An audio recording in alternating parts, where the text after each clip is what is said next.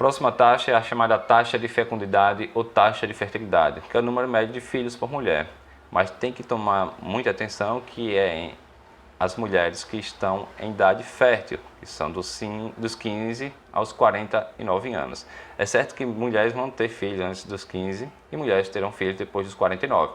É raro acontecer, mas nós vamos utilizar esse conceito que é utilizado mundialmente, que é dos 15 aos 49 anos, em períodos, em espaços de tempo aí. Vamos imaginando. Então, vai tendo a taxa de natalidade, inclusive taxa de fecundidade ou fertilidade, o número médio de filhos por mulher, é muito próximo da taxa de natalidade. Natalidade é simplesmente nascidos vivos. Agora, taxa de fecundidade quer dizer, vamos lá, supor que em 5 anos eles vão analisando quantas crianças vão nascendo. Aí, primeiro ano, quantas crianças nasceram, segundo ano, quantas crianças nasceram. Quando fechar o ciclo aqui de 5 anos, aí vão totalizar quantas crianças tiveram nesse período. Depois disso, vão ver quantas mulheres estão em período fértil, dos 15 aos 49 anos. 15 aos 49 anos. Então, pegou a quantidade de crianças e divide pela quantidade de mulheres que está nesse período. E vai dar a média de filhos por mulher. A gente não precisa fazer esse cálculo, quem já faz é o IBGE, não vai ter questão nenhuma, nunca vi questão falando sobre isso, vai falar sobre os conceitos básicos de fecundidade, como por exemplo, por que vem diminuindo? Como a gente pode ver nesse gráfico aqui no Brasil, década de 40, a média de filhos por mulher era de 6. Então, nesse período, a taxa de natalidade era muito alta. Aí pegava essa taxa de natalidade e ia ver as mulheres que estão nesse período de 15 aos 49 anos, aí dava em torno disso. A média de 6 filhos por mulher. E se manteve 3 décadas seguidas até começar a cair. Não é coincidência, isso daí tem uma causa. Foi o período que começou a liberar mais pílulas, contraceptivos, surgimento de camisinhas, planejamentos familiares. Tudo isso fazendo com que diminuísse o número de filhos por mulher, até chegar, aqui está marcando 1,9, mas na verdade nós já estamos com 1,8. Então, mas fica muito variando, mas é sempre abaixo de 2 filhos por mulher, sendo que o ideal seria 2,1, porque isso vai manter o casal. O casal tem 2 filhos, mas que se for chamar 2,1 uma média, esse 0,1 lá depois dos 2 seria com que as crianças, como por exemplo a mortalidade infantil ou os que vão morrendo durante a vida, até chegar à idade adulta para repor. Mas o ideal seria isso, 2,1. Acima disso, a gente fala de um crescimento, abaixo disso a gente fala de um decréscimo. Tem a taxa de fecundidade dos países, como falei, a natalidade, e vai estar muito próximo aqui. Quanto maior a natalidade, a fecundidade também vai aumentar, porque se aumenta a quantidade de crianças, vai aumentar a quantidade de filhos por mulher. Aí nós temos aqui, Nigéria, país pobre, país subdesenvolvido, a taxa de fecundidade é muito elevada. O Brasil, o de vermelho, que era um pouco acima dos 6, só que vai caindo. E a tendência mundial, junto com a taxa de natalidade e a fecundidade também cair. A Índia, a China, só que a China teve aquela questão do programa do filho único, que até há pouco tempo atrás o casal só podia ter um filho e recentemente acabou liberando para ter o seu segundo filho. Fatores responsáveis pela diminuição da taxa de fecundidade. Nós temos vários fatores, eu coloquei aqui os principais fatores que a gente pode comentar. Por exemplo, urbanização. Década de 50, década de 40, o Brasil era um país rural, portanto, mais pessoas viviam no campo do que na cidade. E todo mundo aqui sabe que ter filho no campo é uma coisa, ter filho na cidade é outra situação. Ter filho no campo é menos gastos e até é ajuda para os pais, porque é mais braços lá para ajudar os pais na lavoura. Ter filho na cidade já é uma despesa, aí vai ter várias outras despesas, não vai ter essa ajuda que os pais têm. Queda na natalidade, foi isso que eu comparei. Caiu a natalidade, a fecundidade cai, porque o número médio de filhos por mulher vai diminuir. Planejamento familiar, políticas de planejamento, Distribuição de contraceptivos, os métodos aí, as camisinhas, pílulas, DIUs e tantas coisas a mais. Mais anos de escolaridade. Tanto é que o próprio IBGE mostra nos seus dados que as mulheres com mais anos de escolaridade têm menos filhos, homens com mais anos de escolaridade têm menos filhos, porque sempre vai ficando adiando. Você está lá no ensino fundamental, eu quero concluir os estudos, aí vai adiando ter filho, casar, aí planeja fazer faculdade, vai adiando ter filho. Quanto mais adiar, menos filho terá. Maior participação da mulher no mercado de trabalho. Então, se você pegar o Brasil da década de 40, não eram tantas as mulheres que trabalhavam fora de casa quanto é hoje. Hoje trabalham fora de casa e trabalham dentro de casa também, né? Então, o trabalho faz com que fique adiando também ter os filhos. Casamentos tardios. Tanto é que no passado a gente ouve falar de casamentos muito cedo, 12 anos, 13 anos, 14. Se casar cedo, vai ter a possibilidade de ter mais filhos. Se casar tarde, por conta de trabalho, por conta de estudos, por não querer casar, aí você vai ter menos filhos. E outra coisa é a influência da mídia. Inclusive, eu estava vendo alguns artigos aí do BID, que é o Banco Interamericano de Desenvolvimento, que estava fazendo uma comparação que onde o sinal da Globo chegava, tinha maior número de divórcios e menor número de filhos.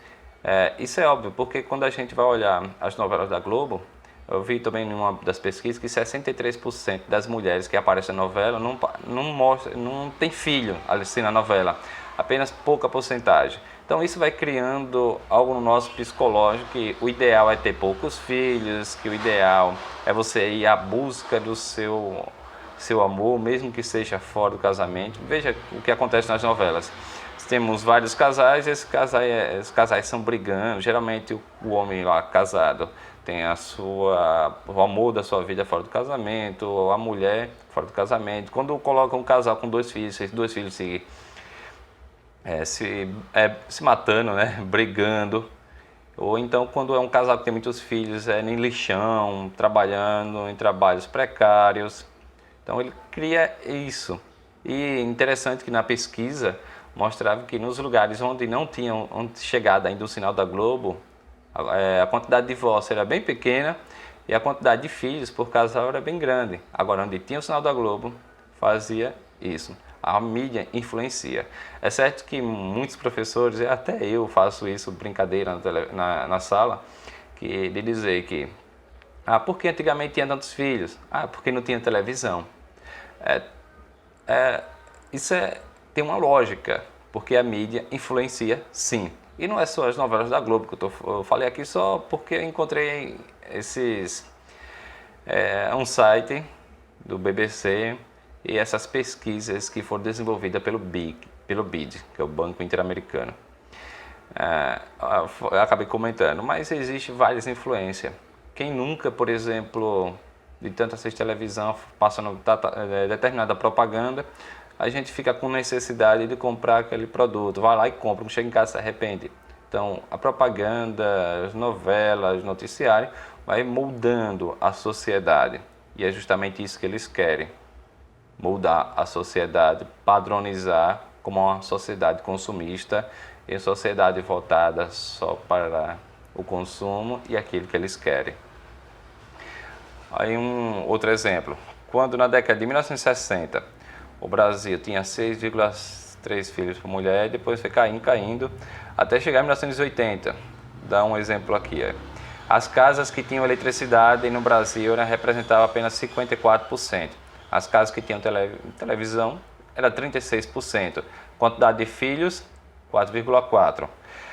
Mulheres estudavam em média 3,5 anos, homens 3,5 anos.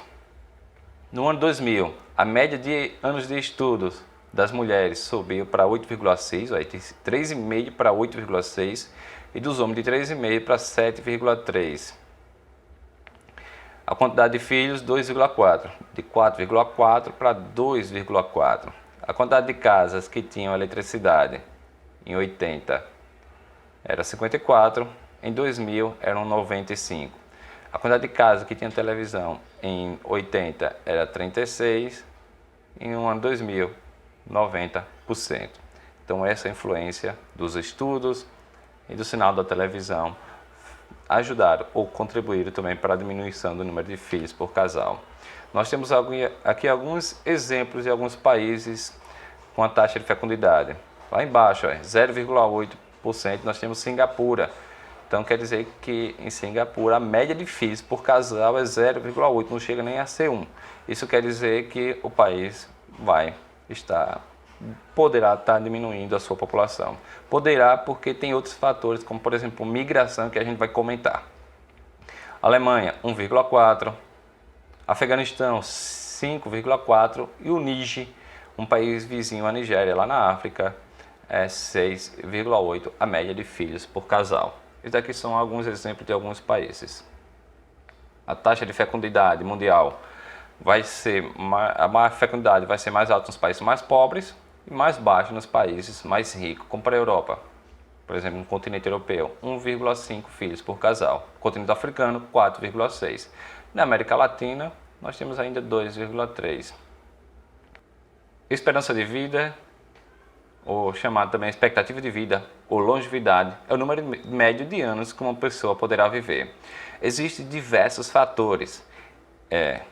Em um lugar nós temos que ter uma expectativa de vida mais alta, em outros lugares uma expectativa de vida mais baixa.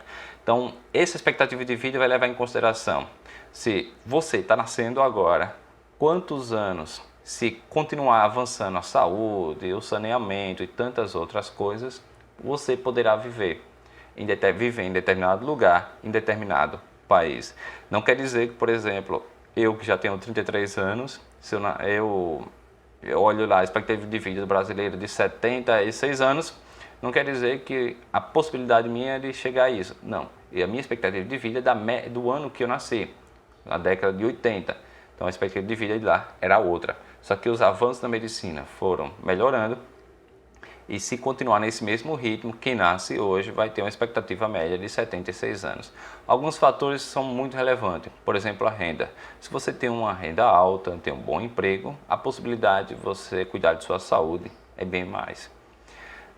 Avanços na saúde, do saneamento, educação, cultura, lazer, violência, poluição, doenças, tudo isso são relevantes para que possamos ter uma expectativa de vida mais alta do que em outros países. Se um país tem mais poluição, a expectativa de vida vai baixar. Um país que não investe em saúde, a expectativa de vida baixa. Um país violento, a expectativa de vida baixa. O contrário é que a expectativa de vida possa aumentar. Indicadores demográficos, aí nós temos expectativa de vida ao nascer, por exemplo, no Brasil. Entre os anos 1940 a 2017. Olha, em 1940, a expectativa de vida média do brasileiro é de 45,5 anos. Aí você pode dizer, mas eu conheço fulano ali que tinha 100 anos. Antigamente as pessoas viviam mais. Não é bem assim, viu? Porque quando a gente vai olhar o total, olha que nós tínhamos em mortalidade infantil. A mortalidade infantil era muito alta. Mortalidade infantil faz com que a expectativa de vida caia. Agora veja um gráfico de mortalidade infantil. A mortalidade infantil vai caindo, a expectativa de vida aumentando. Quantas crianças hoje não foi só está viva porque descobriram a vacina do sarampo, descobriram o tratamento para pneumonia, para diarreia e tantas outras coisas que as crianças na década de 40 morriam mais facilmente. Uma mãe, por exemplo, ter 10 filhos, sobreviver apenas 5. Tudo isso era significativo para que a mortalidade caísse. Mas aqueles que sobreviviam iam comer coisas mais naturais do que a gente come hoje. Por isso que eles acabavam vivendo um pouco mais do que a gente. Pelo menos essa é a visão que nós temos assim no nosso dia a dia. E quando chega em 2017, a expectativa média de vida é de 76 anos. As mulheres vivem em média 79,6 e os homens 72,5. É isso mesmo, as mulheres vivem em média cerca de 7 anos a mais do que os homens. Mas surge a pergunta, por que as mulheres vivem mais do que os homens? Aqui algumas das respostas. Olha que coisa doida que o homem faz. Olha o outro aqui, ó, dois se apoiando na escada para o outro consertar o ar-condicionado. Se um sair, outro cai. O homem empina a moto mais do que as mulheres.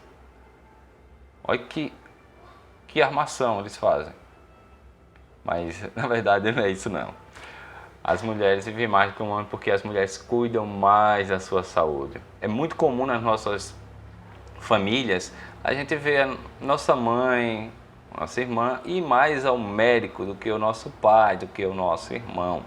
Então, homem geralmente vai no médico em último caso, mulheres não. Isso assim, não estou generalizando, é certo que existem casos particulares, mas olhando assim, pelo menos uma visão mais generalizante, a gente pode dizer, as mulheres cuidam sim muito mais do que os homens. Os homens bebem mais do que as mulheres, os homens fumam mais do que as mulheres. É muito normal, pelo menos aqui no interior a gente ouviu falar de pessoas que morreram de problemas ou complicações decorrentes do alcoolismo, do tabagismo, e a maioria dessas pessoas são homens. É raro a gente ouvir falar de mulheres. Mulheres é certo que estão em serviços menos perigosos do que os homens. Se envolve menos com violência. Quando a gente vai falar em homicídio, por exemplo, mais de 90% dos homicídios são de homens. Não quer dizer que não tem que ter uma preocupação com as mulheres, é porque aquele outro lá, representando lá os 6, estou lembrando agora, 6 ou 7% de homicídio nas mulheres, não tem que ser preocupante. É sim preocupante, porque normalmente é o parceiro que está matando, isso daí é um caso de feminicídio. As mulheres se envolvem menos em acidente, apesar que existe uma frase que diz que mulher no volante é perigo constante. Isso é mito. Quem mais se envolve em acidentes são homens, em sua grande maioria. Nós temos agora dois últimos conceitos que nós vamos falar aqui, que é população absoluta e população relativa. População absoluta é fácil, bem simples, tanto é que eu vou passar bem rápido aqui. É o número total de habitantes de um país ou de um lugar. Por exemplo, você olha em nossa cidade, Itabaianinha, a população, pelo menos estimativa, é que nós temos aí 46 mil habitantes. A população do Brasil está meio confuso ainda esse ano, estão falando 210, estão falando já 220 milhões de habitantes. Mas, veja, a população absoluta é o número total daquele determinado lugar. Por exemplo, esse daqui são as população absoluta. Quando a gente fala de população absoluta, a gente fala de países populosos, que tem uma população grande, países populosos. População pequena, países menos populosos. Esses daqui são os 10 países mais populosos do mundo, como a China, chegando a 1,4 bilhão de habitantes. A Índia, tentando acompanhar a China. Os Estados Unidos, 330 milhões de habitantes. Indonésia, Brasil, com 210 milhões de habitantes. Paquistão, que em breve passará ao Brasil, já que a taxa de natalidade no Paquistão é bem superior à do Brasil e do Brasil ainda está um pouco baixa, então ele vai ultrapassar facilmente. E como a Nigéria, Bangladesh, Rússia e México. Esses são os países mais populosos. Densidade demográfica não é tão complicado também, não precisa a gente fazer cálculo nenhum, mas densidade demográfica é o mesmo que população relativa. Se é uma densidade, a gente vai fazer uma comparação de habitantes por quilômetro quadrado. É como se a gente separasse determinado território em pequenas porções de 1 km quadrado, pegasse essa população e dividisse nesses quilômetros quadrados. Aí, quando nós vamos falar disso, população, densidade demográfica, quer dizer pessoas próximas da outra, né? Quanto maior a densidade, a gente diz que tem mais pessoas próximas. Aí a gente chama de países povoados. Povoados com muita gente. Por exemplo, o país mais povoado do mundo é Mônaco. No entanto, Mônaco é um país bem pequeno, que fica dentro da França. A população é pequena de Mônaco, mas quando vai pegar essa população pequena e colocar nesse território que é pequeno, fica muita gente próxima da outra, então a densidade é muito alta. Faz separar essas pessoas por quilômetros quadrados. Agora, exemplo, o Brasil. O Brasil é um país populoso, mas não é um país povoado, porque o território é grande. E quando vai dividir essa população pelo território, vai ficar pouca gente, que é em torno de 25 pessoas por quilômetro quadrado. Olha a diferença. Brasil, 25 habitantes por quilômetro quadrado. Mônaco, 16 mil habitantes por quilômetro quadrado. E assim vai seguindo os outros. O Japão tem um caso bem curioso. É um país populoso, tem uma população muito grande e é um país povoado, porque o território é pequeno. Quando vai dividir, aí fica dessa maneira também povoado. A China, o país mais populoso, mas não é um país enquadrado como país mais povoados, porque o território é grande. A China é um dos países maiores do mundo. O Brasil, onde se concentram as maiores densidades demográficas. São Paulo, Rio de Janeiro, Brasília, aqui Sergipe, Alagoas, Pernambuco. Aqui são as maiores concentrações, entre 76 pessoas a 444 pessoas por quilômetro quadrado. Em compensação, vamos ver os outros lugares, olha, nessas áreas aqui de amarelo, como lá no norte. A população é bem menor, fica entre 2 a 4,69 pessoas por quilômetro quadrado. O território é grande, população pequena, faz com que diminua a densidade. Agora, território pequeno, como o caso do Rio de Janeiro, população grande, aí fica uma densidade muito elevada. Mas nós temos alguns exemplos aqui. Um país pode ser populoso e não ser povoado. Então, você tem uma população grande, mas quando divide por quilômetro quadrado, é pouca gente. No caso, é o Brasil. Agora, um país pode ser muito povoado e não ser populoso. Ou seja, a população de Mônaco não é grande, em torno de 45 mil habitantes. É uma cidadezinha do interior, aí, como é o caso da nossa cidade, né? É uma população mais pequena, mas o território é pequeno. Faz com que Mônaco tenha uma povoação muito elevada. Países superpopulosos e superpovoados, ou seja, tem uma população muito grande e uma densidade muito grande, porque o território também é pequeno. Bangladesh, lá na Ásia, Japão, Indonésia, Índia e Paquistão. Todos os 5 aqui na Ásia. O território não é tão grande. A Índia que tem um território um pouquinho maior do que esses outros, mas a população é muito grande, fazendo com que fique também muito povoado. Vamos só responder essa questãozinha aqui, só para a gente terminar a parte de conceitos demográficos. O processo registrado no gráfico gerou a seguinte consequência demográfica. Então nós estamos falando aí, taxa de fecundidade total do Brasil de 1940 a 2010. Como já vimos em outra parte aí, que é a fecundidade, que é o número médio de filhos por mulher, né? Que vem caindo até chegar a 1,9. A gente já até viu um gráfico semelhante a esse. Qual a consequência demográfica da taxa de fecundidade cair? Decréscimo da população absoluta. Não, população absoluta e população total. Não garante nada que a taxa de fecundidade diminuir, a população absoluta possa diminuir. No caso do Brasil, é 1,9. Eu falei que até 2,1 seria reposição, acima ia crescer. Aí você pode imaginar, mas pode cair. Mas porque a gente ainda não comentou sobre as migrações. O Brasil é um país que recebe muitos imigrantes. Então, a população absoluta está aí crescendo. Mesmo a fecundidade e a taxa de natalidade caindo. Redução do crescimento vegetativo. A resposta certa já é essa, porque vai se tratar de a fecundidade caiu, quer dizer que a natalidade caiu junto. Se a natalidade cai, o crescimento vegetativo cai. Mas vamos olhar as outras opções. Diminuição da proporção de adultos. Nada garante. Mais uma vez, pode vir imigrantes. E se vier muitos imigrantes adultos, quem vai garantir que está diminuindo? Pelo contrário, vai aumentar. O Brasil é um país que recebe imigrantes, logo a população adulta é grande.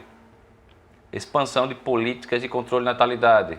Expansão de política, a consequência demográfica. Então, se diminuir a fecundidade, vai expandir as políticas de controle de natalidade. Não, talvez isso daqui não seria uma consequência, seria a causa. Expandir as políticas de controle de natalidade, a fecundidade caiu. Mas ele está pedindo a consequência. Veja, muitas questões do Enem trabalham dessa maneira, causa e consequência. Nesse caso aqui, quer saber quais as consequências. Aumento da renovação da população. Não, é pelo contrário.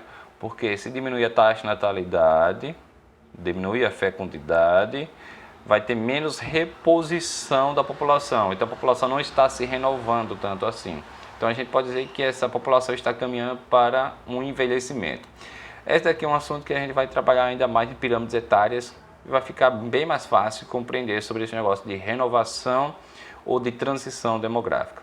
Obrigado por ter assistido o vídeo, assine o nosso canal, sempre compartilhe nossos vídeos e vamos ficar para a próxima aula que nós vamos falar sobre as teorias demográficas.